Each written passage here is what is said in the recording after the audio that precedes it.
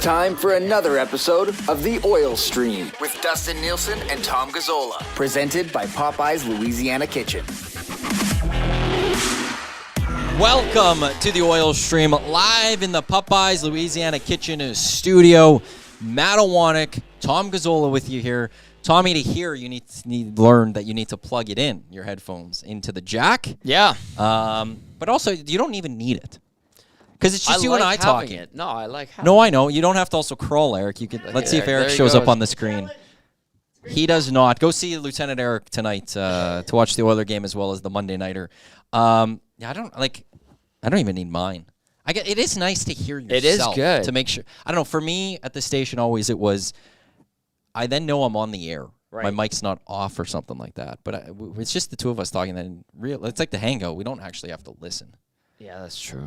It's like a safety net almost. That's fair. And these ones that I have are like you've got the nice ones. They're noise canceling.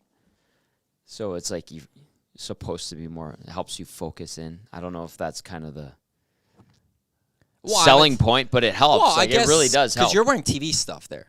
That's not really known in radio. So when you're on location or something, or you're broadcasting somewhere, it's probably good to cut the rest of the noise out because you're generally not broadcasting always in straight studio. No, that's true. But because like at our old shop, we had those big headphones, right? Yes. And I know Fergie's prostate gets mad at me that I don't let anyone to wear those here. Why? Why? What does Fergie get mad about that? I don't know. He's also, I saw today, I didn't get when you guys brought YouTube Trev on because of his look, he had headphones on, and Fergie's like, why does he get headphones? And it's because, honestly, the producer needs to listen more than anyone else. Yeah, the producer needs the proper headsets to be able to listen to make sure the sound's right. I just don't like the look of the headphones here on the desk. Oh, yeah. Like big headphones? Yeah. Like the earbuds are quite nonchalant. Like you can't see them as well. Yours, no one can tell. No one would think you're wearing headphones right now. That's true. You have to really look. So, but I just think the big headsets would look poor. And we now are they're kind of goofy. We're not just radio. We are now a visual entity too. So it's gotta look good. And I don't think Eric and Dusty are too thrilled with my decision on that one. They like the comfort of the big headphones? I think they'd maybe prefer that a little bit more. I think. Is he still here? Oh, Eric's still here, I believe. Do you prefer the big headphones? Yeah. Oh, he does? Yeah. Oh. They don't look as good. Straight up. Okay. We're again he's yelling. We are video as well now. Yeah. So we gotta look good. Very much so. Especially when we're on with you, Tommy. We got to make sure we look as good as possible to compete with you. We look great. Do the Oilers look great? Not so much. Well, do we start with the Calvin Pickard era and how I think it's going to be glorious and this is the savior and this is the Jordan Binnington?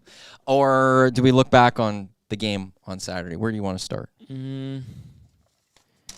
We could quickly go over the game on Saturday. You had a long day Saturday. You and Belzy and YouTube Trev had Hello Hockey and then pre-post. Yeah.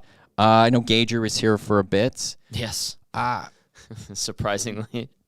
What did you see in that game? Like, how did the Oilers blow it yet again? Yeah, they had a good first two periods, really. Like they had the lead, they earned the lead. They're up 3-2. I thought they were putting together a solid game. They had depth scoring. The momentum was built up in their favor due to their hard work, solid play, attention to detail. But Tampa wasn't going away. The Oilers didn't capitalize on their power plays. That left the door open to Tampa. Tampa took advantage. Kucherov and that one goal that Stamkos scored was just a thing of beauty. I think there was like 6 or 7 passes. It was like bam, bam, bam, bam, point, bam. That's what the Oilers' power play used to look like. It used to. It doesn't right now. And then in the third period, it all crumbled. And that was frustrating. So were there good elements to that game against Tampa? Yeah, in the first two periods. Are there problems that continue to persist? 100%. And then the part that continues to be, I think, a thorn in everyone's side from an Oilers standpoint has to be the lack of defensive awareness and bad pinches and bad back checks. And it's just one thing after another leads to another. And some of the not narrative, but some of the commentary post game via whether it's the inbox or the Nasty Chat, it went towards the goaltending. And Belsey and I talked about it, and even Joaquin Gage, we were talking about it during the game while he was still here. I think the one goal to me that they I would like to have had a save on was the Glendening goal, the redirection. But you look at that goal, and sure, maybe Stuart Skinner could get a blocker on it, something like that. But the fact that he was open and able to redirect the shot pass or whatever you want to call it towards the net, and it squeaked through Skinner, there was a missed back check. There was a poor change in the neutral zone.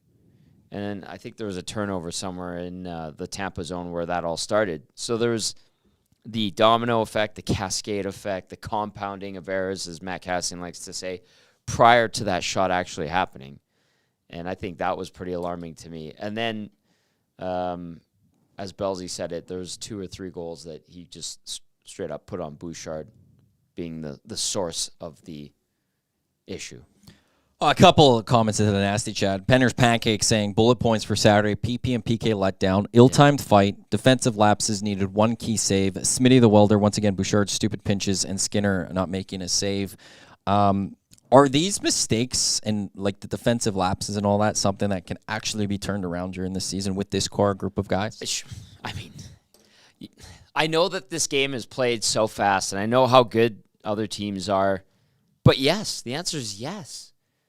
Like, how many bad pinches have we seen? It's been consistent through the first 16 games.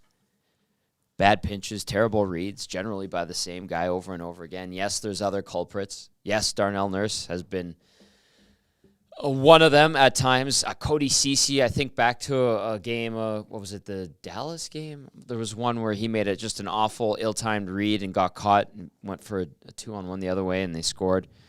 Yeah. Clean it up. I mean, they give you the the clips of it on an iPad every game, and all you have to do is like, oh, here is what I was thinking. I read it wrong. After the first couple times, you should be able to figure out, don't do that. Play it safe. That hasn't happened. So that's why, like, yes, we're far in the Draisaitl season. Slumping. Yeah. When are we expected that we'll see that be fixed tonight. Or start seeing some improvements? Tonight. But when can we honestly start tonight? Well, they should. Yes. But if they haven't done it now, why should Play we believe that they will? That's what, like, when are they gonna? You got the new coach. You got the new defenseman. You know, he came in and things look good. You know, minutes wise, at least for the first game. But games later, you're back to the same old, same old. Yeah. At what point is this group gonna realize they need to play better and do the things that? Not take those pinches when they need to. Things? Focus on the simple things. Yeah. Focus on maybe, if you're having Bouchard, yes, you're more of an offensive defenseman, but maybe spend a game worried a little more on the defensive part of your game as opposed to the offense, even if that means, you might not score a goal or you might not get the assist that game, but you're locking things down better in your own zone. At what point do we just realize that maybe they won't figure that out this season? Well, as these games go on and the same mistakes happen, it's like, oh boy, nobody's paying attention, or just in one ear, out through the other. It's very annoying, I would say, from an Oilers fan standpoint. I'm sure the coaching staff is losing its collective mind, the new guys included. You've already seen Chris Knobloch point out a couple of times post game things that he's noticed. I'm sure he's shaking his head and going, boy, now I know what Jay Woodcroft was dealing with. In theory, Matthew, if they just I don't want to sound like I have all the solutions, because I don't. I'm not a coach in the NHL, but it seems simple. Like, hey, let's lower the risk level. Well, let's play it smart. I know you're an offensive defenseman, but let's not put ourselves into a vulnerable position, because we've been bitten in the butt so many times this year by doing that. Well, I just go back to something Chris Joseph said on the Hangout. This is the week, leading into the Heritage Classic, and that was they need to go win a 2-1 hockey game. They really haven't done that. It's go out there and just play a sound hockey game all around, where you don't have to worry about, maybe put a little focus on the fact that maybe we don't want to allow 5 goals in the back of our net, as opposed to let's try to score 5 tonight. Yeah. and try to go out and get your couple of goals to win it. But, has goaltending been good for this team? Absolutely not. And we will get to the goaltending right away here. Yeah. But also, you could help your goaltender have a better night if you just play better defensively as a team. I'm not even going to look. I'll take that beyond just the cores or the defensive core and just go just all around. All 5 skaters on the ice at any given moment. You can help your goaltender out and focus on maybe don't let the puck in the back of your net and build from there. Once you start figuring out that defensive game, you could try opening it up a little bit more offensively. Right. But maybe this team just can't do it because last year we saw that they could score goals and that they masked the problems of the blue line even more with the scoring goals, and they're now not scoring those goals. So now we're seeing that these are the issues that they've had. Then they don't get addressed. And we got this fly just flying around. Oh, you want to get that later in the season? Missed it. Sorry. Okay. Later in the season, I'm looking at March from last season. They beat Buffalo 3-2. They followed up with a win in Boston 3-2. They beat Dallas 4-1. So there was a good chunk of 4-3s in there and 6s and wins but they beating LA March 30th 2-0. They were starting to show that they could kind of lock it down defensively. Back-to-back 3-1 wins in LA and Anaheim, 2-1 OT win in Colorado, and so there was little elements of them being able to keep games or handle close games, right? This year, everything's a blowout, basically. The Islanders game last week, where they won 4-1 and they opened it up in the third period. That was the tightest game this season, it felt like. And they came out with the right result. Yeah. That's not good. I go to, Chris Joseph, I don't want to say, go win that 2-1 hockey game and focus on your defensive game and don't take that pinch. Yeah. Just learn when not to take that pinch and all of that. The Oilers right now, just was seeing this as of yesterday, goal differential above expected, which I know not everyone's into goals expected and all of that. Yeah. But the Oilers are the 32nd in the league at -22. The next closest is a 6-goal difference. The Sharks are a -15.6. That's just how bad it's been for the Edmonton Oilers this season. If you're looking for a place to watch the Oiler game where maybe you can take your mind off of when things aren't going well, let's head to One Putt Virtual Golf. You could have that TrackMan technology. You can golf while watching the Oiler game. It's the perfect way. If you're getting frustrated, just take that driver out and swing as hard as you can and hit that golf ball as far as you can. They also have the 4-player Cast Scramble tournament. It's $400 plus GST for a team. It includes 9 hours of golf, 4.5 hours each round, a guaranteed prize pool of $1,000, so you could play golf, watch sports, and potentially win $1,000. What better way to have a fun time? Registration close November 30th. Head to oneputt.ca/scramble or follow them at OnePuttYEG on Instagram. East Edmonton is where One Putt is, and it's a place you're probably going to want to visit a lot throughout the winter because, again, you can watch the Oiler game, you can watch the sports in general, you can have corporate events while there, golf, all of it, all in one, and they have those free arcade games, which just makes things even better. That's all at One Putt. Calvin Pickard getting the start in net for the Edmonton Oilers. 2021-22 season. It was the last time he was in the National Hockey League. Played 3 games for the Detroit Red Wings. Is he the savior of the Edmonton Oilers, Tommy? No. Stop. I don't like how you just...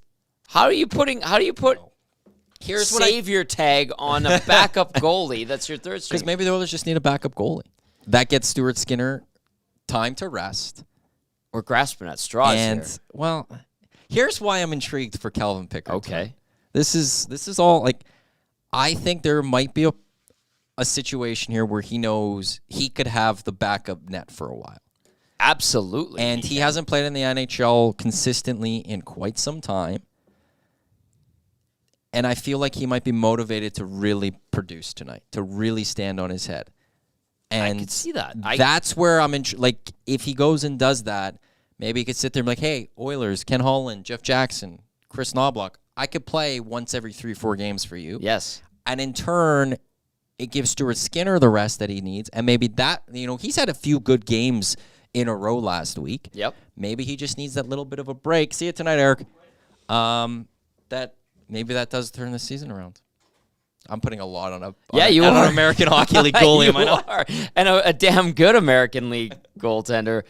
I mean, I like to start I'm going off with the motivation factor. Yeah, that's where my brain is motivated. All this, that sure. he comes up, he's motivated, and he produces. But I'm not taking a label and going, Savior, you're the guy. You're saving this season. Could he be integral in helping get this thing back on track and spelling off Stuart Skinner like you said? Yes, absolutely. Is he going to be motivated? Of course.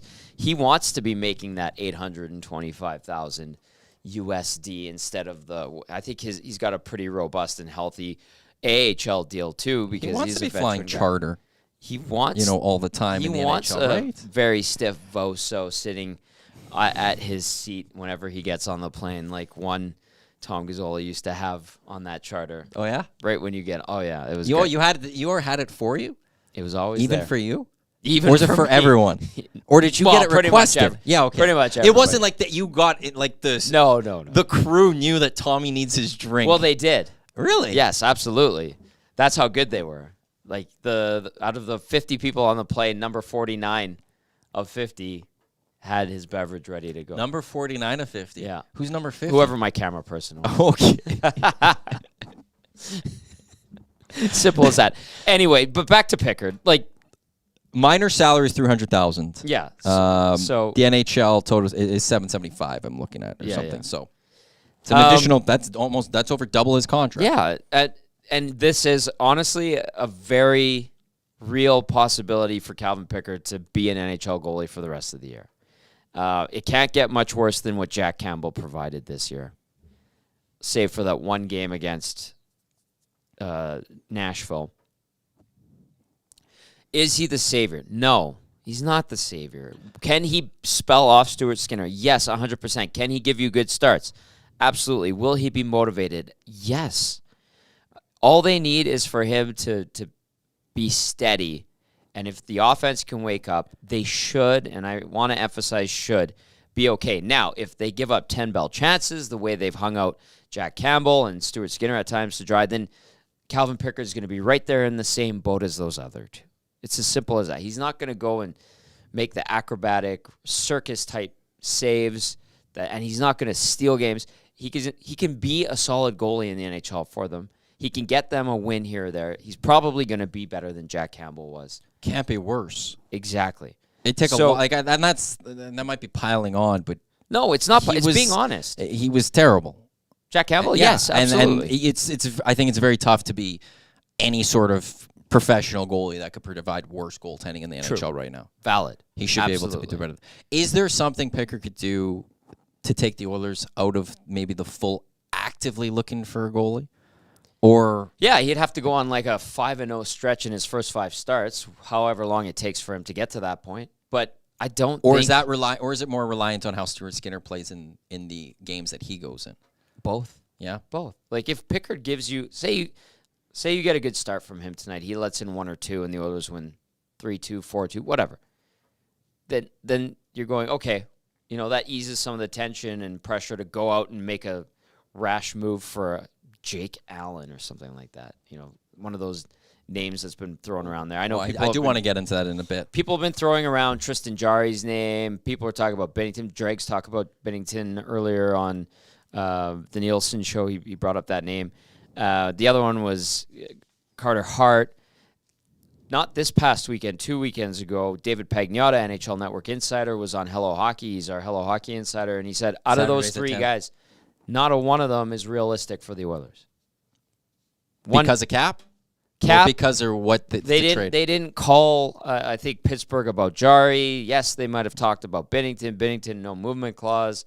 Carter Hart, I don't think they pursued either at that point from what Dave was saying on Hello Hockey. He's like, basically all 3 of those were unrealistic. That was as of a week and a half ago or whatever. But if Pickard can put together a nice performance tonight, build a little bit of trust with the guys in front of him, that buys him his next start. All right? And see how he does in that one. Give Skinner the next couple of games. Then when Pickard goes in, if he gives you another good start, it alleviates some of the pressure again. And then maybe he strings together 3 or 4 really good games, and all of a sudden you're going, you know what, maybe we can patch it together with Skinner and Pickard for a bit. And the solution might be in-house, and it does save you from burning an asset trying to get a middle-of-the-pack NHL goalie. That would be a good thing. I think that would be a boon. But it's not as drastic as saying that guy's our savior. This guy that's been, a meddling NHL goalie for the better part of 10 years and a very good AHL goalie is the savior of the Edmonton Oilers. I don't think that's fair on him. I think that's a stretch to think it's going to happen. Just aim low and achieve. And you just got to dream big, Tommy. I understand. I respect dreaming big, but the season has gone sideways so quickly for this team that you need that incremental growth. Start small and let it hopefully build up and snowball in a positive way to shift the momentum in the right direction. This was the goalie that got your honorable mention. Yeah. In the players of importance for this season. So yes. He's going to show you that he should have been higher on that list. You know what? He might end up deserving to be higher on the list, but I'm glad I pointed out he deserved honorable mention on the list of importance or rankings of importance on the Oil Stream. Matt Iwanyk, Tom Gazzola with you here on the Oil Stream. Jumping in the nasty chat here quickly. James going Aiden Hill was the savior last season. He was the backup. Yeah, so he was. But they had 19 goalies. They dressed Yuri Patera for a bunch of games. And if anybody knew who Yuri Patera was prior to his first NHL start, congratulations, because that's a deep dive. Jay brings up Jay and Eric. I want to get to both these, but I'll start with Jay going, maybe the players play a little more safe of a game tonight knowing that he's in net. And, back to just, playing better defensively and knowing when to pinch and when not to pinch. Maybe this in itself forces this Oiler team to go, we've got an American Hockey League goalie in net. We've got to play better tonight to not give him chances. Maybe that's a motivator in them, that knowing, okay, we can't go for 5-6 goals tonight because we've got to help out this American Hockey League guy. Sure. And maybe that's a positive look at that for tonight, not moving forward. I'm not going to say that every game he's in, that's how they're going to think, but maybe just for tonight with the way that they're playing, that they do look at that and go. I need to address Smitty the Welder. Again, okay. Smitty the Welder via the nasty chat says Skinner's numbers were worse than Campbell's when he got sent down. Tommy hating Campbell again. Smitty the Welder, I thought we went over this. I don't hate Campbell. He played poorly. He let some bad goals. His numbers might have been better than Skinner's, but the type of goals he allowed, when he allowed them, were just buzz kills, momentum killers. And I don't hate Jack. I don't know how many times I have to tell you, I like Jack Campbell. He's a very nice guy. I talk to him all the time when he's with the big club. So stop it, Smitty the Welder. Please, for the love of God, just stop it with that. It's ridiculous. And then VA says, Tom Gazzola is a new Buzz Killington. I'm sorry. I don't want to be. You're being realistic. Look, I'm being wildly unrealistic by throwing, hey, maybe Calvin Pickard could do this. I'm just looking for some sort of hope in the season. But bite size first. Well, and let's see the little Aiden Hill bits. Thing. Who is it in the nasty chat? I saw Normology. Vegas also had a good team defense, for last year. They played better defensively as a team. And the story of Jordan Binnington, which, by the way, he wasn't in the NHL prior. He was never in the NHL prior. Calvin Pickard was in the NHL prior, so it's a little bit different. But the story of that AHL guy coming up midseason and turning a team around, they're few and far between. Right. They don't happen as often as you would kind of hope. So Matt Murray did it to a certain extent, where he was the backup and he took over for Marc-Andre Fleury. Yeah, they also still had a good goalie. Marc-Andre Fleury is still there in the end. The Stanley Cup winning goalie, where take it one step at a time, as you said. Thinking that Calvin Pickard's going to be the starting goalie of this team in the playoffs because he's carried this team to the playoffs, I'm kind of joking around with. It's highly unlikely. Michael Layton 2.0. Eric Stewart saying, finding out how good Pickard and Rodrigo are. If either can play backup, then trade Skinner for legit number one. At least he has trade value. Well, look, if the Oilers are going to trade for a starting goalie at some point, the other team generally is going to want a goalie in return. It's going to be Skinner over Jack Campbell, I would think. Do you at any point, if you're this season, play Rodrigue in the NHL for the Edmonton Oilers? I thought about that. Yeah. Maybe he's the wild card, but he's younger. He's like, what, 8 years younger than Calvin Pickard? Bright-eyed young goalie. Oh, I don't want Olivia Rodrigo. Who's Olivia Rodrigo? She's Olivia the- Rodrigo. Oh, yeah. Yeah, no, the singer. Yeah. Did I say her name wrong? I'm trying to find how old Rodrigue is. He's like 22, I think. Give me a second. I was looking at the wrong. I just typed it in, and that was the first thing that popped up, which isn't what I wanted. Born in 2000, so 23 years old. Yeah. I don't know. I mean, if I don't. It's funny that It's we're such a going from crapshoot. looking at Stuart Skinner as the future of this goal. I remember having the conversation 2 years ago with Mikko Koskinen and Mike Smith and being upset that he wasn't playing more because I'm like, hey, you got to find the future goalie of this team. To now, he's the starter of this team, but we're sitting there. Maybe Olivier Rodrigue should start to see so bad how things could go with him. Ugh. But they need to sort that out in some sort of way, shape, or form if they're ever going to get back to cup contender status. It's just that simple. And maybe it still is Stuart Skinner. But so far through the playoffs last year and this season, he hasn't proved that he could be that guy necessarily, and that they might need to go do something different. We are in the Popeyes Louisiana Kitchen studio. We've brought back the ghost pepper sandwich for a limited time. It's $9.99. Head to Popeyes Louisiana Kitchen. I'm hoping that other one opens up soon. It's by Eric and Dusty, and they'll be just right down the road here where we can go for lunch a lot quicker to go in and get Popeyes. DoorDash, skip the dishes, order Popeyes. It's a great way to spend. If you're hungry at lunch, don't want to leave the office, winter's about to start here in Edmonton a little bit. Actually, it's still not even that bad. No, it's really nice out. But you don't have to get out, and they'll just bring it right to you. Popeyes Louisiana Kitchen. Actually, the forecast for the week looked pretty bad, and then it changed again. Yeah. Yes, like the lowest day we have is -2 on Wednesday. The rest it's basically hovering around 0 as daytime highs all week in Edmonton. So maybe that's what we're going to get all winter here. If the Oilers aren't going to play well, at least we've got some nice weather. I'm okay with that. Big rumors this weekend, and the Oilers looking at the Montreal Canadiens. I think we could look at that at mostly Jake Allen. Is he a guy that the Oilers should be interested in, or is there anyone else with the Montreal Canadiens that you think the Edmonton Oilers could be or should be interested in with this team? I know you mentioned with what Pagnotta said a couple weeks ago, but is Jake Allen somebody that they actually should be inquiring about and trying to bring in for this season? My personal view of Jake Allen is not favorable. When he was in St. Louis, I didn't think he was particularly great. I think he had a great team in front of him that kind of boosted his numbers. Allen has a no trade clause. Yeah, I think Rashad was talking to you guys about that today on the mandate. Caden Primo is a guy that's kind of, gradually developed, and then Sam Montembeault needs a contract. Montembeault probably the strongest or the most upside, youngest of that. Well, Montembeault's 27, so he's been around. Primo's 24. I don't look at Jake Allen. His name has popped up before. It's popped up multiple times. It came up before, I think a year or two ago. And every time I hear that and his name associated with the Oilers, me personally, I'm like, go find somebody better. Go find somebody better. I don't know. I just don't see it with Jake Allen. Have you heard anything about the Oilers with the Canadians, or quiet on not that front outside for of you? them scouting the Canadians hard? Yeah, it's just. Could you really not find somebody better than that? I really like to move the Canadians when they brought in Jake Allen, because that was going into, I think, me and Jamo were doing a show, and I think that was going into the All-Canadian division.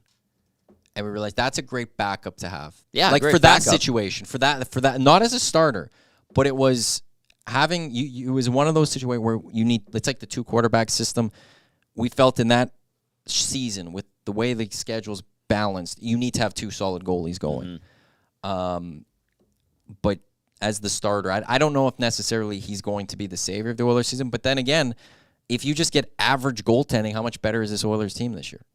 How many more wins does this team get if you just can get two? Average goaltending? You think it's only 1 or 2? So far this year? Yeah. If they had average goaltending, maybe they have another couple wins, yeah.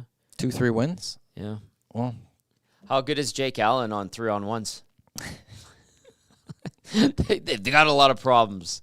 Oh, I don't want to be Buzz Killington. I'm trying to be more positive. I just... You just want that one game from a goalie where they do make the save on 3-on-1. Yeah. There is the 3-on-1, and they make the save. Yeah. Not it's in the back of the net. That's the thing I think Oilers fans just to get frustrated is that it happens to them all the time. All the time. The Oilers go on the 3-on-1, and for some reason they get goalied by the other team. Or they shoot it wide and it goes back the other way. Jeez. Or, oh boy. But it doesn't seem to generally happen the other way, or it's been a long time since an Oiler goalie kind of did that. We could go to a couple games this year where the goaltending's played well. Yep. There's the Nashville game earlier this year, but they put up, 8 goals or 6 goals or whatever it was. That was Jack Campbell, too. That was Jack Campbell's best game of the year. But he also made the big saves and it was 4-1. Yeah. And he kept the lead. They didn't blow the lead, but it wasn't like it started because the Oilers played poor and goaltending saved them. Like the Vancouver reverse where the Oilers had the 19-2 shots, Demko kept the Canucks in that game. Yeah. Then the Canucks turned the game around. You just haven't really seen that from an Oiler goaltender. I don't know how long. What goalie could go do that for this team? Is it going to be Calvin Pickard? No. I'm not expecting that fully from him. Oh, what an about face. I'm expecting him to be steady. Yeah. I'm expecting him to be, like, again, for that, in all seriousness with that, I think just the motivating factor for him to be in the NHL, I expect him to just kind of be steady. If there's a 3-on-1 the other way, I'm not fully holding out hope that he's going to be able to bail this team out necessarily. But beyond that, I'm expecting him to kind of be 2 goals tonight. Won't be shocked. Yep. But the Oilers, can they put 3 up as opposed to having to need 5? Hell, well, yeah, if Pickard only gives up 3 goals, that's only 4 goals you need. It's better than the 5. Right. Can he avoid that last one? We're back to 80s hockey. Just can't allow that next one in when it's a 5-5 game. Yeah. 780-218-9999, Paris Jewelers inbox. You could also jump into the nasty chat. Austin texting in, hey guys, enjoying the show. Would you sign Yaroslav Halak to league minimum for the rest of the season, take some of the load off Skinner, and maybe mentor him in the crease? Halak released from his PTO today, yeah. Maybe. Are we at that point? Maybe. So let's see how the Pickard experiment goes. He gets first crack at it. Pickard? Yeah. Yeah. He should. Yeah. No.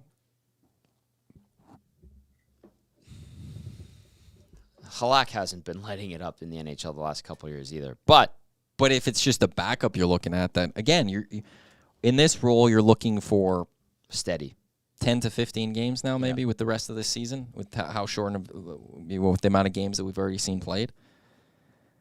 Hey, it's American Thanksgiving this week.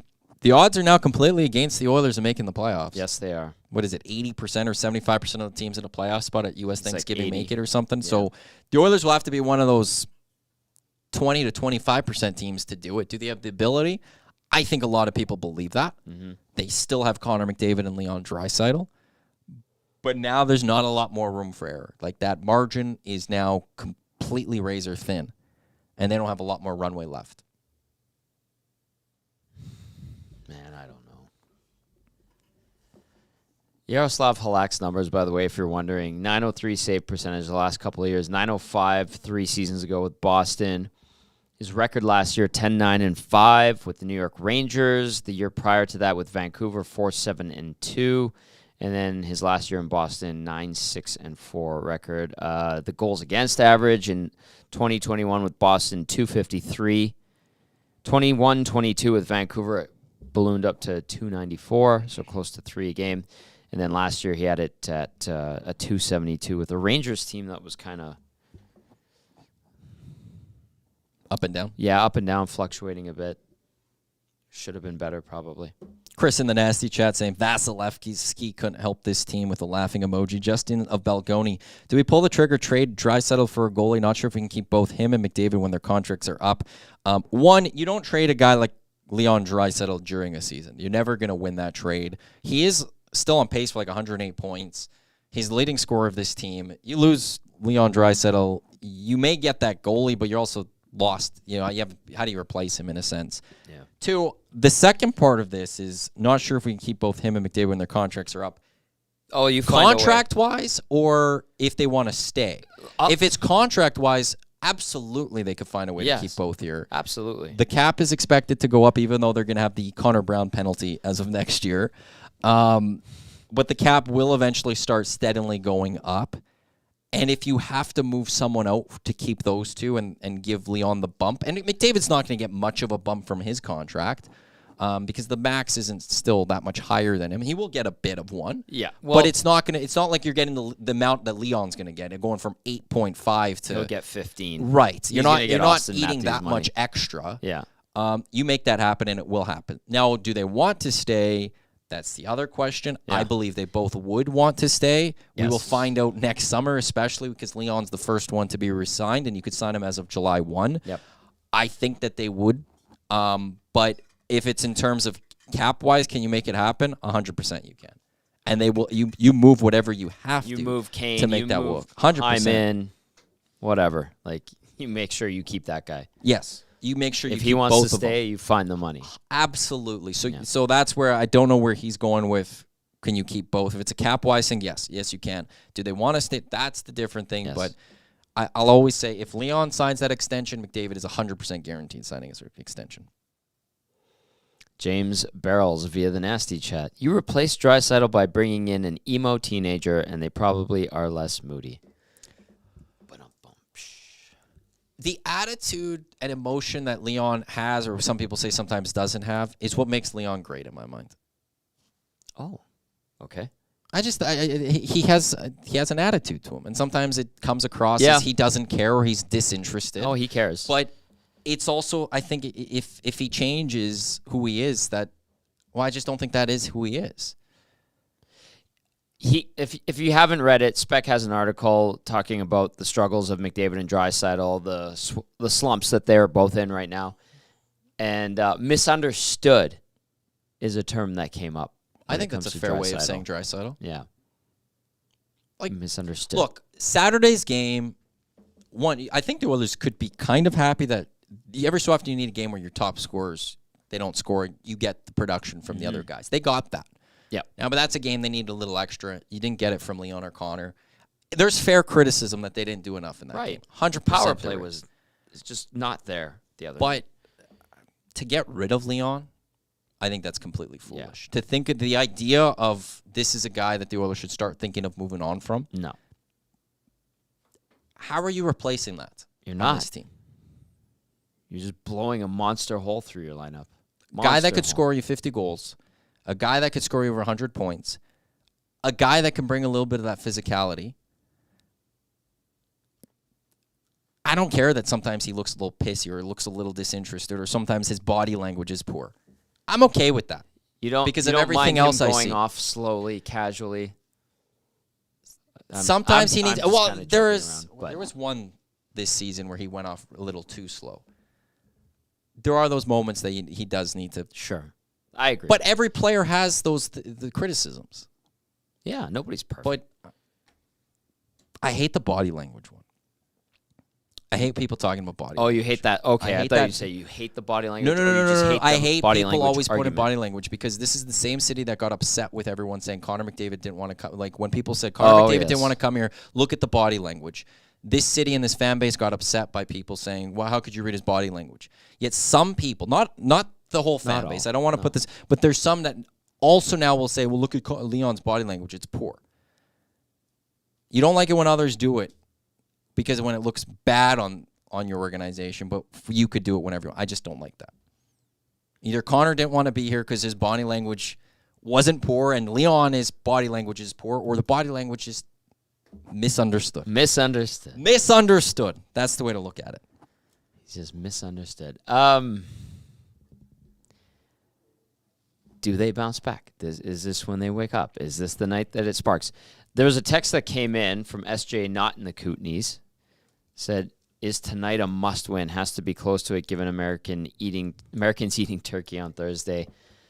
I think we've busted out the must-win term for like the last 2 weeks almost. When they went on that 3-game winning streak, is kind of where it eased off a little bit. But yeah, they're barely treading water right now. So yeah, I guess SJ not in the Kootenays. Probably fair to say the next 10 games are must-wins. How many do they actually pull off and win? 6, hopefully, if you're an Oiler fan.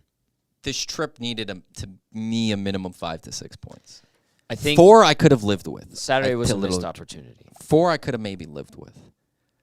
That means 2-1 they and have 1 to get is what I 2 wins in the next 3 games for this trip to be a minimum bare. I'm lowering the bar even to say they can maybe get out of this. Yeah, that's where I think if they lose tonight, Carolina's the real must win, and Washington. Both of those are that they need to get both of those. If they lose tonight, if they win tonight, it gives them that little breathing, because I felt this is the season-defining road trip. If they didn't have 5 to 6 points, and again, I'm lowering it even now to 4 maybe, I don't think they're making the playoffs this year. I don't think they're going to turn it around, and I'm okay saying that moving forward, that this team is at a point where I think it look to next year. Any solace in the fact that the Oilers have 1 loss in Florida since 2002? Does that reassure you at all? Or is this team so wonky right now that you don't have faith in them? I don't think that they can't lose tonight. I don't think that they can't win tonight. I'm not against this team tonight saying that they won't win. They have the ability. They could have won on Saturday. That's the thing. Yes. It's just... They've won 12 of 13 visits to Florida. They don't get 2 out of the next 3 games, basically. This season it's a wash. Kaput. It's done. It's more bust than ever, and it's try to figure it out for next year. Yikes, man. Because at that point now, straight up, you're at that quarter point, past it. You're not figuring it out. Why should we believe that this team would also start figuring it out? The only thing that you would have in your back pocket, if you're an Oiler fan, that maybe that you could turn around, is that McDavid gets healthy again. And Draisaitl starts finding his groove and getting his confidence back and firing home one-timers and starts playing better 5-on-5. But that doesn't change who's in net. That doesn't change the how bad they defensive play play. Defense. That doesn't change the fact that just their PK has been awful. It really has been. Remember they did that? The PK was bad like 3 years ago or something. It was just always awful. Been bad. But then the last couple of years, they've picked it back up. It started off terrible last year, and then it improved a little bit when Desharnais and Ekholm came in, and then now it's basically you're guaranteed to give at least 1 up a night. So is Devon Shore the answer for Yes. this? Was he the missing piece? Yes. You don't even want. You just want to say yes and move on from there. Yes. Portions of this hour brought to you by Boston Pizza. You can watch the Oilers at Boston Pizza. $5 off medium pizzas, $1 off tankards of Canadian or Coors Light, and $5.50 shots of Fireball, Jaeger, Burt Reynolds, Purple Rain, and Honey Jack. Also on Wednesday, you could hang out with some of us from EST if you head to the Boston Pizza at the Kingsway Mall. I was about to say Kingsway Garden Mall. The old name. It's just the Kingsway location. As you will be there for the Oil Stream pregame and postgame show on Wednesday. That gets going. Pregame gets going at 3:30. It does also tonight for the game against the Panthers, but Wednesday 3:30 you'll be on location at the BP's Kingsway doing pregame. We'll be there for the game, and then you'll be there for postgame as well. So come join us on Wednesday. You could come talk to Dusty, as I'm sure he'll stop by for a bit. He will be there. He's just going to be back home from Grey Cup today, so you can get all the stories from Grey Cup from Dusty, who had a great call. Yes. The third down completion, the touchdown, and the game-winning call, absolutely nailed it on the radio broadcast. He will be on the television broadcast, I think, by next year. He should be. Like, just straight up. No disrespect at all to Rod Smith. He's an excellent broadcaster, has been for decades and decades, and I have nothing but respect for him and admiration and appreciation, but Dusty brings it. Dusty's their 1A. So, Completely biased, by the way. well, absolutely. But me and Dave both looked at Dusty a few years ago when he was first starting on TSN, and we said, "You're going to call the Grey Cup one day." And he's like, "No." And we're like, "No, you're going to be the voice of the Grey Cup. Don't screw this up." Yeah. As he was starting his career. But also, again, no disrespect to Rod Smith. None. But you don't break up play-by-play crews and put two people together that basically haven't called games all year together in the championship game. You put two very good friends together. You keep a crew. You keep them together. You keep the friends together type thing. Yes. You know, you don't have Joe Buck and Troy Aikman calling different games all year down south, and then all of a sudden when ESPN has the Super Bowl, put them together. Yeah. You take your crews, you take the number Best one crew. crew, and you put them in the Grey Cup. Yeah. And the fact that Glenn Suter and Dustin Nielsen call the game in the West semifinal and then the West final, and Rod Smith and Dwayne Ford do the East semifinal and the East final, Grey Cup, one of those crews should be your Grey Cup.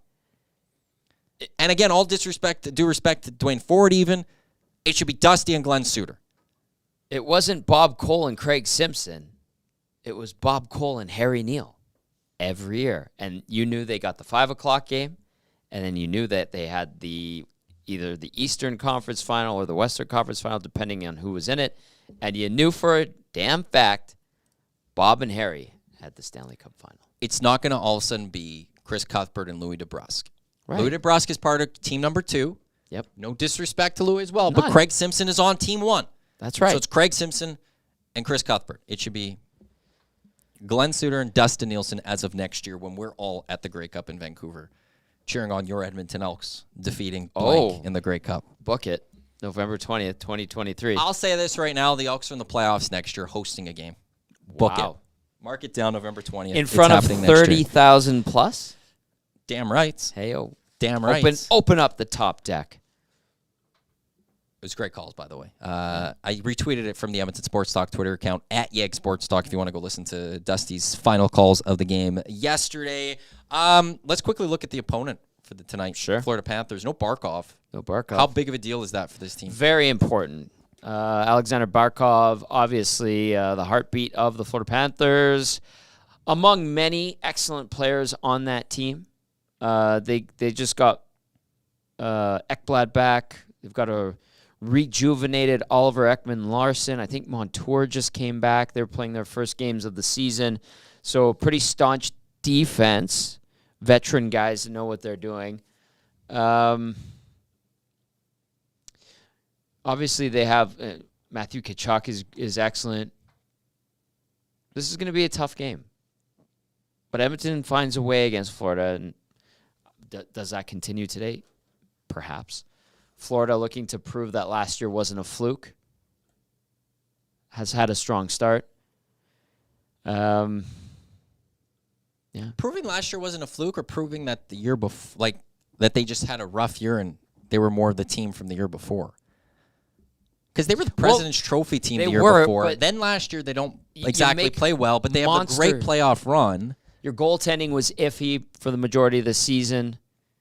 And then until they put Bobrovsky in the playoffs, when he took over for Spencer Knight, that's when they really started to click. And that series against Boston was galvanizing. I don't know.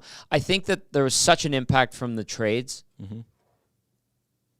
that maybe it set them off a little bit. Because we've seen the Calgary Flames go from best team in the Western Conference to non-playoff team. Colorado, So the 1 year with Colorado Patrick Waugh, did it. Yeah, exactly. best team, and then all of a sudden fell off. So it does happen. Oilers are going to be in tough tonight. 11-5-1 are the Panthers this year. 7-2-1 in their last 10. Their home record is immaculate at 6-1. It's hard to go into Florida. Missing They've a big always piece, said that. but- Going into Sunrise is a difficult place to play. That crowd is always into it. It's always a tough one. All 9,500 of them? Boy, it's they talk about how soccer crowds could be very tough. Sunrise, whew, got nothing on Real Madrid. Look out. Look out. That strip mall parking lot next door to the arena is always bumping. all This those is gonna be a Canadians tough watching a game, it makes it very tough for the other teams to come into It's gonna be Sunrise a and get hard the game win. today. They've got a good coach coaching them, right? And that was a big move in getting Paul Maurice, and he's always going to have his team rolling. Doesn't win the cup, but will always have a team and contend for it. He's in the mix. Always has them playing excellent. So Sam Reinhart having a tremendous season. 13 goals already. Yeah, this is going to be tough. Verhaeghe, great signing picking up Verhaeghe. do you think the Canucks can keep it going, by the way? Just speaking like, because don't top know. 3 points getters, all at 28 points, are from the Canucks. They're just playing unreal. Do you think they could keep that going a bit? They've got good pieces. Could one of JT Miller, Can a team... Elias Pettersson, or Quinn Hughes win the scoring race this year? Sure. You think so? Yeah. Think they could keep it going? Yeah. Okay. Can a team in the Pacific catch Vancouver? Outside, I know The Golden Knights. No, well, we know the Golden Knights are the Okay. Golden Knights. But out of the rest of the pack, the answer is probably no. LA? Can LA? Vegas 28 points, Canucks 25, LA 23, Anaheim's at 18, Oh my Kraken goodness. at 18, Flames at 15, the Oilers are at 11. That's just sad. I want to say the Kings, yes, because we've bet against the Kings many times in the last number of years. And they came, even last year, they'll fall off again. They'll fall off, or 2 years ago. So they're going to fall. They can't do well. They're going to be at the bottom. And I don't know, Tom McClellan, he's doing some great things there. And I don't want to discredit them with And now that. So they have I will offensive keep them coach. there. I don't think the Ducks, Kraken, Flames, or Oilers can. That's a big hill to climb for the Oilers. 14 points. Yeah. 7-game difference. Yeah. Plus the Canucks have the season series. Yes. So really it's 7.5 game difference. 15 points. Yeah. They're not doing it. No. Correct. If they do, on the back of Calvin Pickard. Here's the benefit for the Oilers when Calvin Pickard carries them to the playoffs.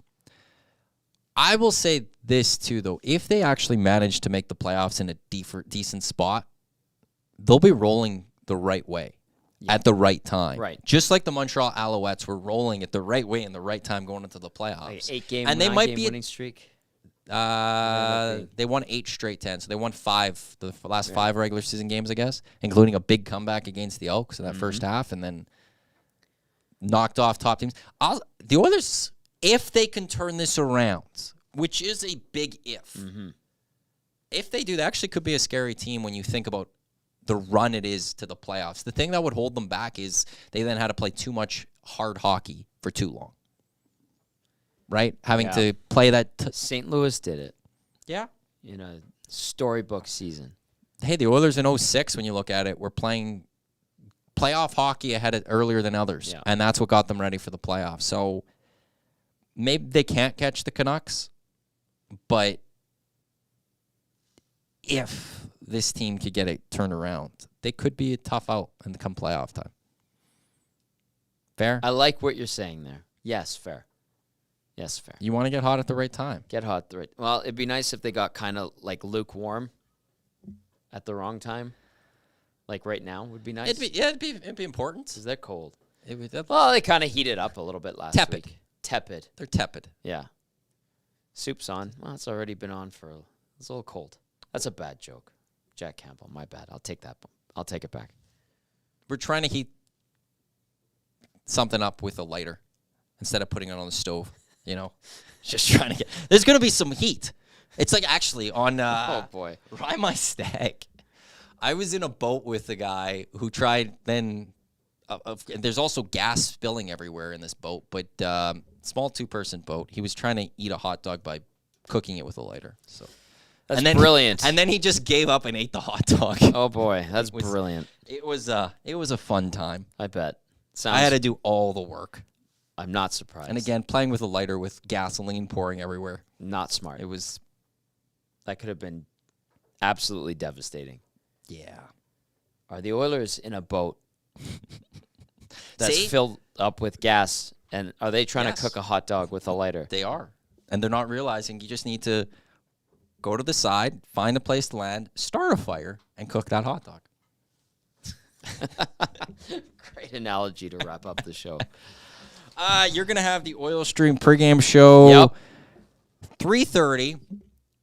Yep. Oilers, Panthers, right here in Edmonton Sports Talk, edmontonsportstalk.com, on TuneIn and on YouTube.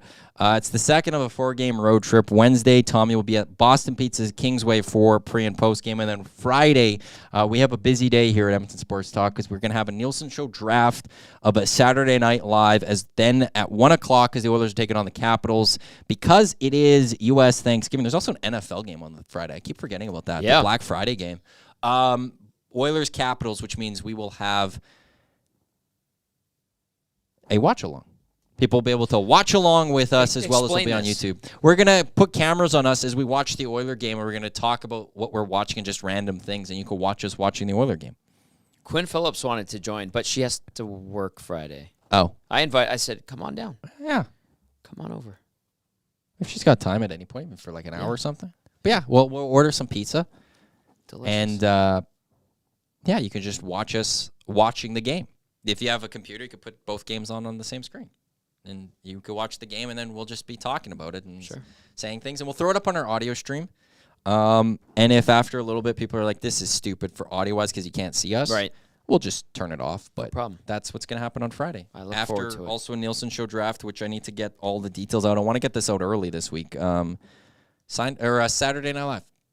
You guys are basically drafting an episode, your episode of Saturday Night Live, based on the history of Saturday Night Live. So, okay. You feeling good about that one? Nope. Okay. Not after my last performance. Well, just don't come in with the heat. Yeah, that was true. That was terrible drafting. Bad 4-5 swing on my part.